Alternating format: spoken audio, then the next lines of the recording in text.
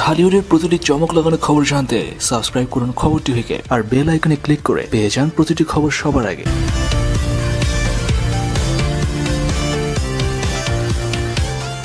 আগামী রোজার ঈদে বাংলাদেশ কলকাতার শত শত হলে মুক্তি পাওয়ার কথা বাংলার মেগাস্টার শাকিব খান নতুন ছবি ভাইজান এলোরে। এই ছবিটির মাধ্যমে শিকারির পর আবারও শ্রাবন্তীর সাথে জুটি বেঁধে অভিনয় করেছেন শাকিব খান, সেই সাথে আরো অভিনয় করেছেন পায়েল সরকার। 19 মে ছবিটির ট্রেলার প্রকাশ করা হয়, আর প্রকাশের পর যা হওয়ার কথা তাই হয়েছে। দুই বাংলার যে কোনো ছবির ইতিহাসে সবচেয়ে কম সময়ে 1 মিলিয়ন বা 10 লক্ষ বার দেখা হয়েছে ছবিটির ট্রেলার। ভাইজান এলোরে ছবিটির ট্রেলারে ডাবল রোলে শাকিব খানকে দেখা যায়, যেখানে একজন শাকিব বোকার ক্যারেক্টার এবং অন্য শাকিব সাহসী ক্যারেক্টারে অভিনয় করেছেন। যমজ শাকিব ঘটনাচক্রে ছোটবেলায় আলাদা হয়ে যায়। ট্রেলারটিতে গল্পের নতুনত্ব উপস্থাপন করা হয়েছে, ফলে ছবিটি আপাতদৃষ্টিতে মৌলিক গল্পের ছবি হিসেবেই দেখা যাচ্ছে। এছাড়া ছবির টাইটেল গানটি কেমন হবে তার ইঙ্গিত দেওয়া হয়েছে ট্রেলারে। অনেক ধুমধারাক্কা মার্কা অ্যাকশন দৃশ্যের পাশাপাশি কমেডিও যে থাকছে ছবিটিতে তাই দেখা গেছে ট্রেলারটিতে। কলকাতার সুন্দরী দুই নায়িকা শ্রাবন্তী ও পায়েলকে যথারীতি অনেক সুন্দর লেগেছে। ট্রেলারটি দেখার পর একটি কথাই বলা যায়, আর তা হলো এবারের ঈদে শাকিব ভক্তরা ব্লকবাস্টার আরো একটি ছবি উপহার পাচ্ছে।